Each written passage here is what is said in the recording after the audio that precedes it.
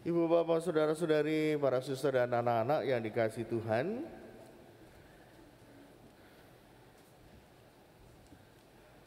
bacaan Injil yang diambil dalam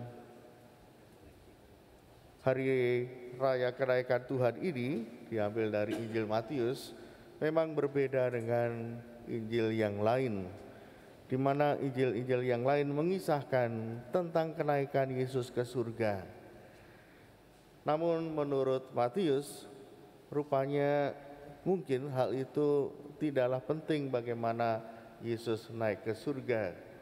Yang dicatat Matius adalah pesan dari Tuhan Yesus untuk mereka, untuk para murid dan orang-orang yang menyaksikan kenaikan Tuhan ke surga. Ibu, bapak, saudara-saudari yang dikasihi Tuhan, bukan berarti bahwa Matius tidak percaya atau tidak menganggap penting kenaikan Tuhan ke surga. Kenaikan Tuhan ke surga merupakan puncak dari kabar sukacita yang dimulai dengan kebangkitan Tuhan, lalu penampakannya, dan pada akhirnya kenaikannya ke surga. Kebangkitannya akan sia-sia kalau Yesus tetap ada di dunia. Mungkin orang berharap bahwa dengan bangkit Yesus tidak akan mati lagi. Dia bersama dengan kita. Mungkin bisa berusia ratusan tahun atau ribuan tahun. Karena dia tidak mati lagi.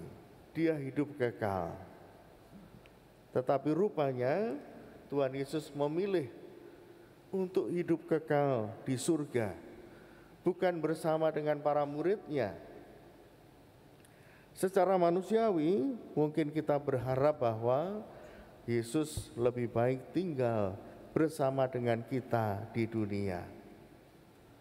Kalau Yesus tinggal dengan kita, maka segala sesuatunya menjadi lebih mudah, menjadi lebih jelas. Apa yang menjadi persoalan para murid bisa diputuskan dengan cepat.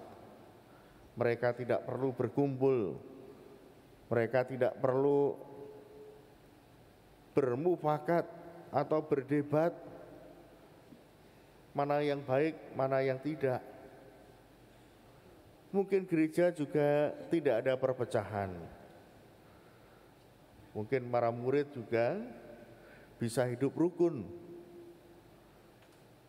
Tidak ada pertentangan di mana-mana.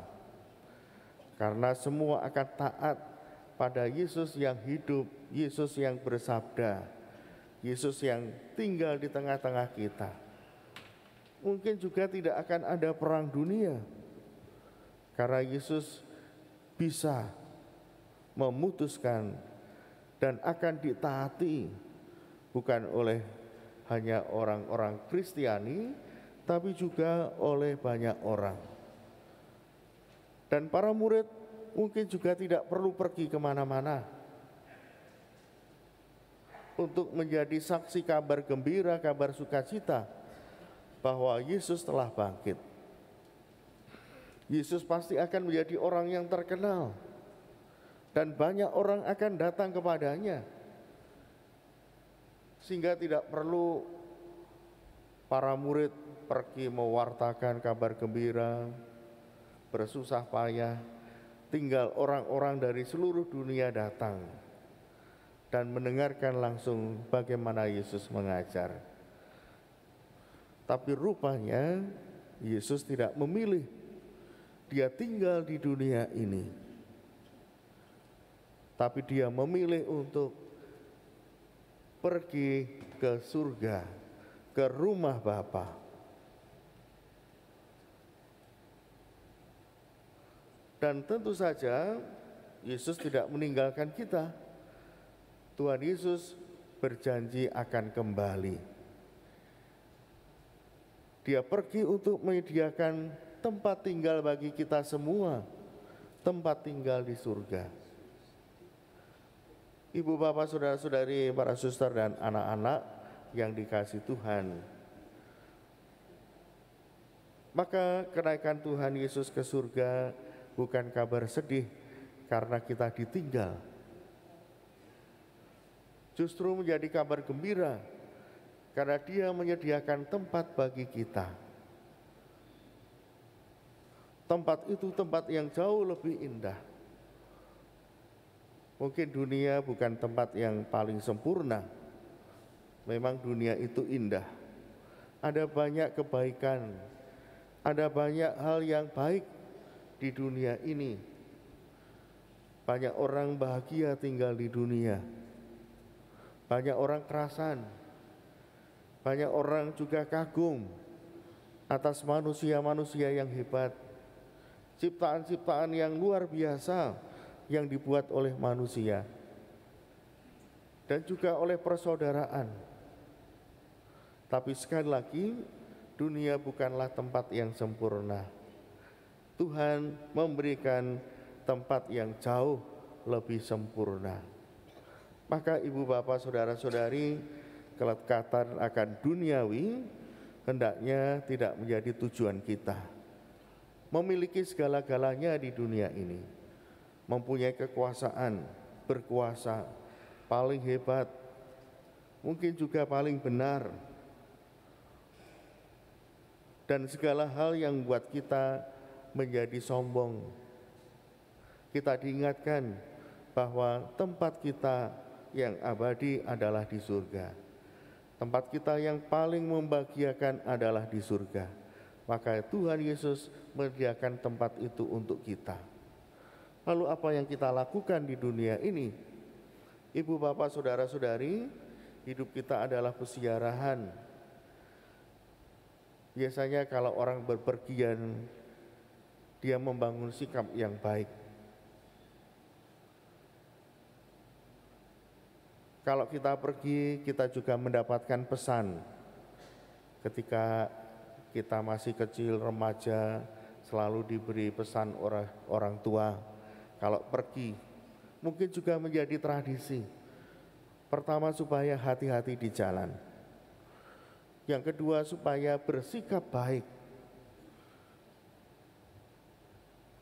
Hati-hati juga menunjukkan bahwa tingkah laku perkataan perlu diatur, bukan seenaknya sendiri. Hati-hati bukan hanya soal waspada terhadap hal yang jahat, bukan hati-hati dalam hal mengemudikan kendaraan, atau hati-hati mengantisipasi hal-hal yang tidak baik. Bukan hanya itu saja, tapi hati-hati juga ditekankan bagaimana sikap kita terhadap sesama, sikap kita terhadap tempat di mana kita nanti singgah, tempat-tempat yang kita lalui, dan juga orang-orang yang kita jumpai di jalan. Maka kalau ada pesan hati-hati, bukan hanya soal bagaimana kita harus memperhatikan diri kita,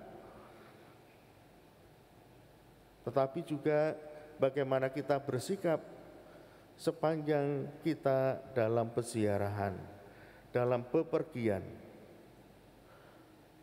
Maka kalau orang hati-hati, dia akan bersikap baik kepada siapapun.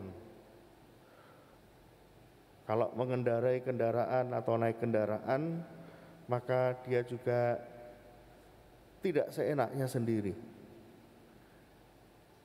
Dia akan memperhatikan orang lain demi keamanan dan juga demi kenyamanan, juga untuk memperoleh sukacita. Berbuat baik mendatangkan sukacita, entah dengan menyapa orang, membantu orang lain yang dalam kesulitan dalam perjalanan, juga saling menunjukkan arah, itu tentu membawa sukacita. Maka sekali lagi, dengan kenaikan Tuhan ke surga, kita diingatkan tujuan hidup kita, dan kita sebagai peziarah hendaknya membawa kabar sukacita kepada orang-orang yang kita jumpai sepanjang perjalanan hidup kita, dan juga berbuat baik kepada banyak orang yang kita jumpai, terutama juga bagi keluarga. Ibu, Bapak, Saudara-saudari yang dikasihi Tuhan, mari kita rayakan kenaikan Tuhan ini dengan senantiasa berhati-hati dan bagaimana kita juga bisa menjadikan sesama bahagia akan naik ke surga bersama dengan Tuhan Yesus. Hidup pesiaran adalah hidup yang terarah kepada Tuhan. Semoga dengan bacaan ini, meskipun Matius tidak mengingatkan kita akan kenaikan Yesus ke surga, tapi kita diingatkan bagaimana ajaran Yesus harus kita lakukan dalam hidup ini.